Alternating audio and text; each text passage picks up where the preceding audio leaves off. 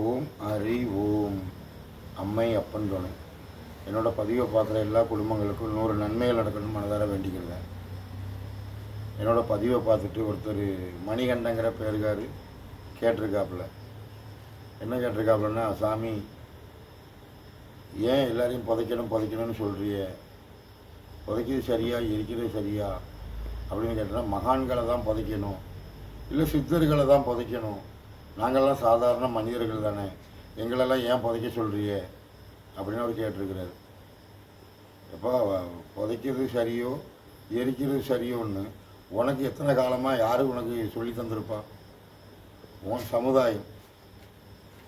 சமுதாயத்தில் நடக்கிறத பார்த்து, ஓ இதுதான், அதே சமுதாயத்தில் இப்படி நடக்கு, ஓ இப்படி நடக்கு, அப்போ இதில் எது நல்லது எது கெட்டது? எரிக்கவும் செய்கிறாங்க, புதைக்கவும் செய்கிறாங்க. ஆனால் நீங்கள் சொல்லியிருந்தீங்களா, மகான்கள் சித்தர்களை தான் புதைக்கணும், நாங்கள்லாம் சாதாரண மனிதர்கள் தானே, அப்போ எங்களெல்லாம் எரிக்க தான் செய்யணும், அவங்க அஸ்தியை எடுத்துக்கொண்டு ராமேஸ்வரத்தில் கரைக்கணும், இல்லை கங்காவில் கரைக்கணும், அப்படின்னா தான் எங்களுக்கு மோட்சம் முக்தி, இப்படி தான் எங்களுக்கு சொல்லி தந்துருக்குறாங்க. இல்லை நாங்கள் பார்த்து அறிஞ்சிருக்கிறோம், இப்படி தான் நாட்டில் நடந்துக்கிட்டு இருக்கு இப்படின்னு கேட்ட அறிவு தான். உங்களுக்கு கூடி போனால் வயசு எத்தனை இருக்கும், உங்கள் அம்மா அப்பா எத்தனை வயசு இருக்கும், இப்படி உங்கள் தலைமுறையாக பார்க்கும்போது ஒரு 10 தலைமுறைக்கு முன்னக்குட்டியெல்லாம் உங்களோட தலைமுறையெல்லாம் புதைச்சி தான் வந்திருக்கும். ஆனால் இப்போ சமீப காலமாக திருவண்ணாமலைக்கு போகிறது, காசிக்கு போகிறது, இப்படி ஒவ்வொரு சிவாலயங்களுக்கு போகிறதெல்லாம் இப்போ கொஞ்ச காலமாக தான் இவ்வளோ பிரபலமாக இருந்ததே தவிர, உங்கள் அப்பா காலத்தில் ஒரு 30 ஆண்டுகளுக்கு முன்னக்குட்டி எந்த சிவாலயத்துலலாம் அவ்வளோ ஒரு கூட்டம் இருக்காது. ஏன்னா இந்த விபூதி கொடுக்குறாங்க இல்லையா, இந்த விபூதி எது கொடுக்குறாங்கன்னா, இந்த இடத்த சாம்பல் ஆக்கிடக்கூடாது, இந்த இடத்த சாம்பல் ஆக்கிடக்கூடாது. என்ன கேட்டீங்கன்னா, சிவன்ட்டு இருந்து ஒருத்தர் வர வாங்குவான் இல்லையா, நான் யார் தலையில் கை வச்சாலும் அவங்க சிரசு வெடிக்கணும்னு ஒருத்தன் வரம் வாங்கிடுவான். ஆனால் வரம் உண்மையோ இல்லையோ அப்படின்னு சொல்லி வரம் கொடுத்து ஒரு தலையிலே கை வைக்க போவான். அப்போ என்னென்னு கேட்டிங்கன்னா, இந்த சிரசு வெடிக்கிற ஒரு சூட்சமமான கதை.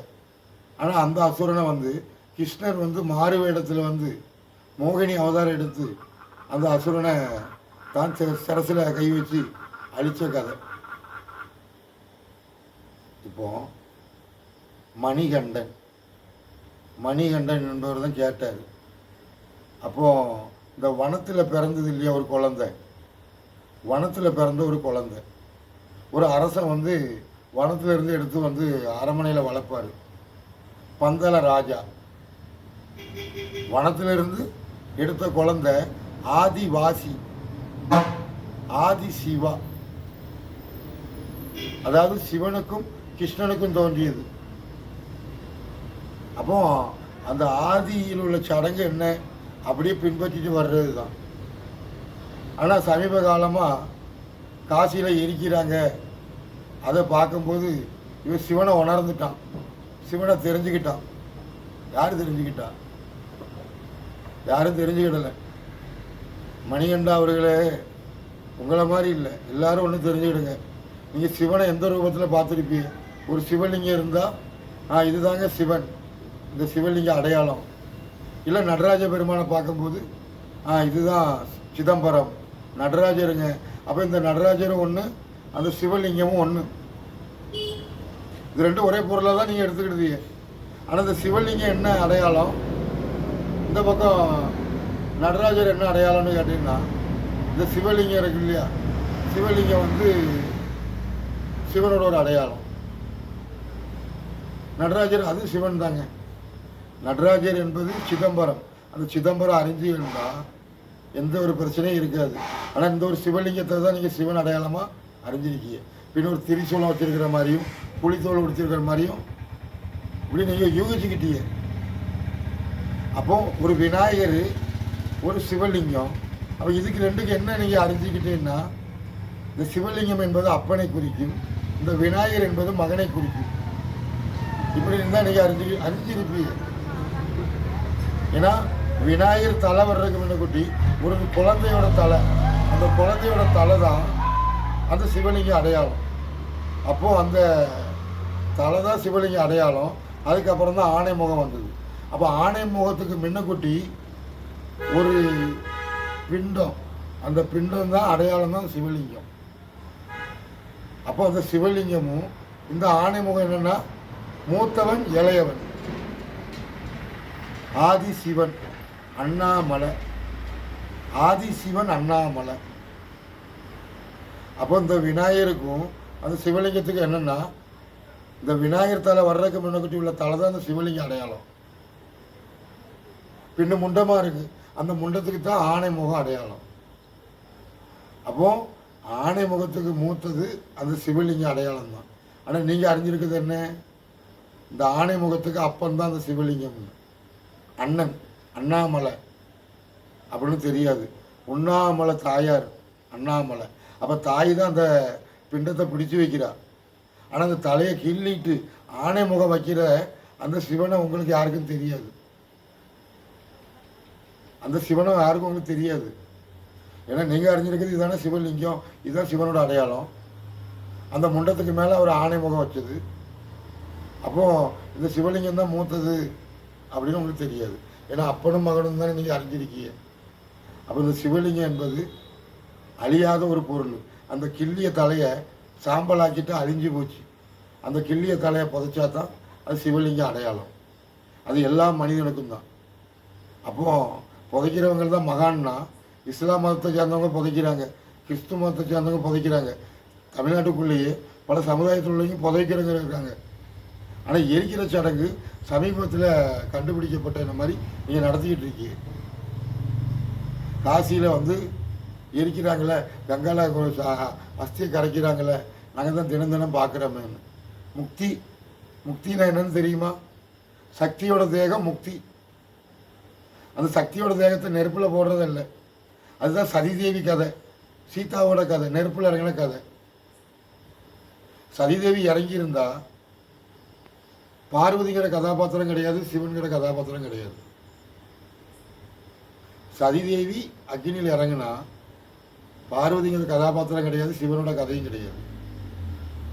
அக்னியில் இறங்கும்போது என்ன சொல்லுவாப்புல, மறுபிறவி எடுத்து பார்வதிங்கிற ஒரு கதாபாத்திரம் சிவன் அடையுவேன் எடுத்து. ஆனால் நெருப்பில் இறங்கினா சாம்பல் தான் ஆகுவா தவிர பார்வதி ஆக மாட்டாப்புல. பார்வதி தான் சரஸ்வதி, சரஸ்வதி தான் லக்ஷ்மி. இப்படின்னு சொன்னால் உங்களுக்கு புரியாது. ஏன்னா நீங்கள் வருஷத்தில் ஒரு நாள் தான் ஆயுத பூஜை, சரஸ்வதி பூஜைங்கிறீங்க. இதில் வேறு ஆன்மீகத்தை பற்றி அறிஞ்சிக்கிட்டோம், நாங்கள் தெரிஞ்சுக்கிட்டோம்னா ஒன்றும் தெரியவே இல்லை, நீங்கள் எதுவும் தெரியல. ஆனால் கோவப்பட்டு போனது முருகனோ ஐயப்பனோ இதே உங்களுக்கு தெரியாது, இதே உங்களுக்கு தெரியாது. சுந்தர மகாலிங்கம், அந்த மகாலிங்கம் என்பது அந்த ஆணை முகத்துக்கு மூத்தது, இது உங்களுக்கு தெரியாது. அப்பன் தோற்றி வைத்த சிவலிங்கம் அடையாளம். நெல்லைப்பர் கோயிலில் பார்கடலில் பள்ளி கொண்டிருப்பார், அவரை தொப்புலேருந்து தோன்ற சிவலிங்கம் அடையாளம். அதுதான் பிரம்மாவோட 5 முகத்தில் ஒரு முகத்தை சிவன் கிள்ளிட்டார். கிள்ளி என்ன செஞ்சாருன்னா அந்த ஒரு முகத்தோட அடையாளம் தான் சிவலிங்கம் அடையாளம். பின்ன ராவண கடினமான ஈஸ்வரனோட பக்தன், ராவண சிவலிங்கத்தை வச்சு தான் பூஜை பண்ணான். அப்போ ராவணனை ராம வதம் செஞ்சாலும் அழியப்படலை.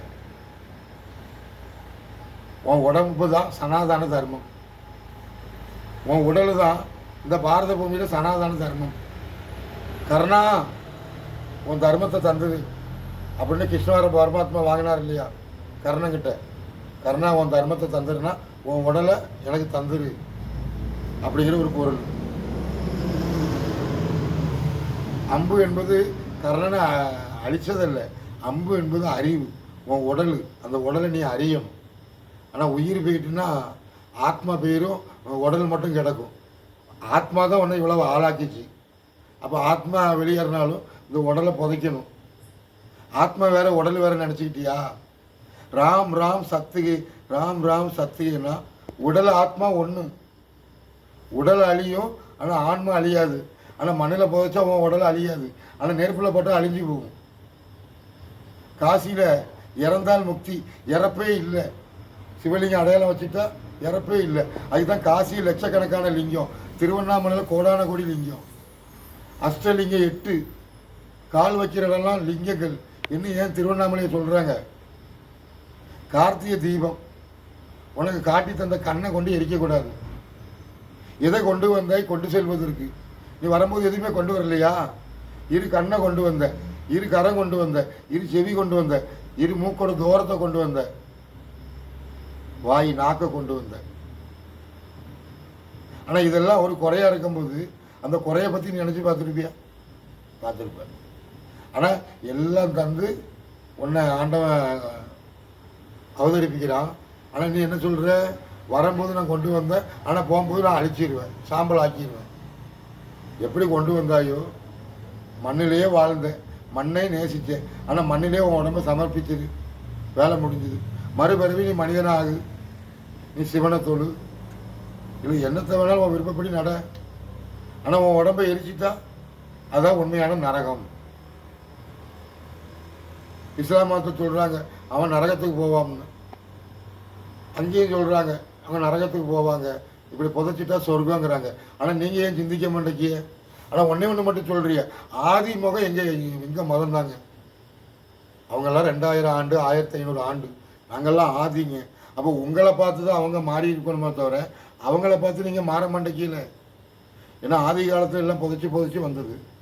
ஆனால் இப்போ எரி மேடை, வீட்டு வாசல்லே கொண்டு ஒரு வண்டியை நிப்பாட்டுவாங்க, பாடியை தூக்கி உள்ளே வச்சு ஒரு சுவிட்சை தட்டினா 10 நிமிஷத்தில் சாம்பலை தந்துட்டு போயிட்டே இருப்பாங்க. உங்களுக்கு வேலை முடிஞ்சிட்டு.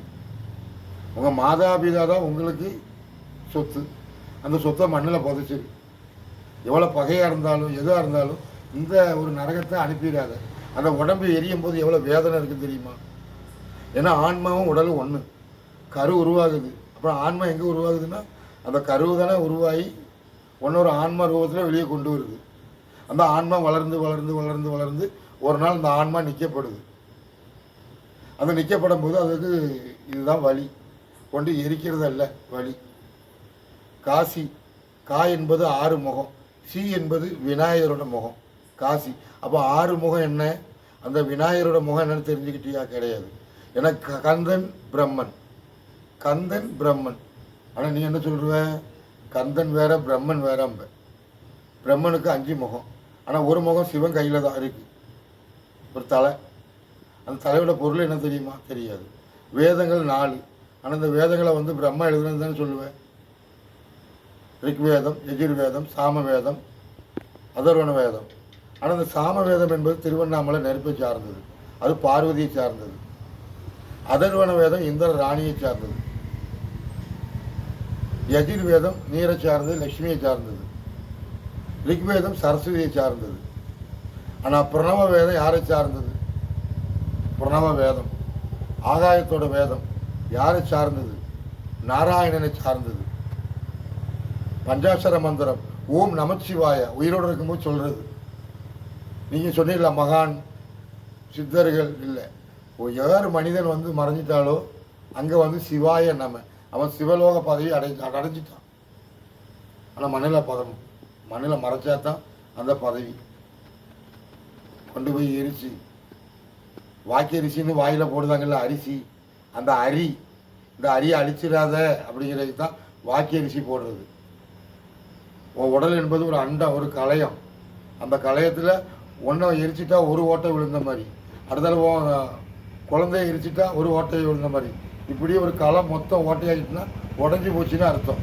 அதுதான் ஒரு உடம்பை ஒரு களையத்தை சுத்த ஒரு இது. ஆனால் களையத்தை சுற்றிட்டு இறக்கி வச்சுட்டு அது அழியாத சொத்து, மண்ணில் புதைச்சிட்டா.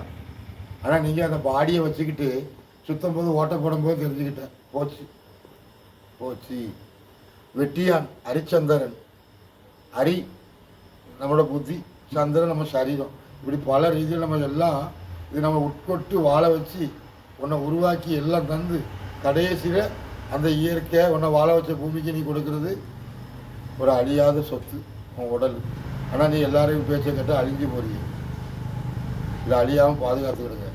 மணிகண்டன், மணி இரு கண்ணு, கண்டம், கண்டம்னா நம்ம அனைத்தும் கண்டம், மணிகண்டன். இந்த மணி இல்லைன்னா நீ எதுவுமே பார்க்கல. இருமுடி, இருமுடின்னா என்னென்னா கடைசியில் சந்தனத்தை வை இந்த இடத்துல இருமுடி. இந்த இருமுடியை மூடிடு சந்தனத்தால், நெருப்பால் மூடிடாத. அதுதான் இருமுடி கட்டி சபரிமலைக்கு வா, 18 படி. உனக்கு 18 அறிவு, 18 அத்தியாயம். உன் சரீரத்துக்கு தான் பகவத்கீதை உருவாக்கப்பட்டது. பகவத்கீதை உன் சரீரத்துக்கு தான் உருவாக்கப்பட்டது. எதை கொண்டு வந்தாய் கொண்டு செல்வதற்கு. நீ இரு கண்ணோட வந்த, அந்த கண்ணை மறுபடியும் மண்ணில் மறைச்சிரு. இதுதான் சனாதன தர்மம். உன் உடல் தான். அப்போ ஒவ்வொரு மனிதனோட உடல் என்பது அதற்கு பேர் தான் சனாதன தர்மம்.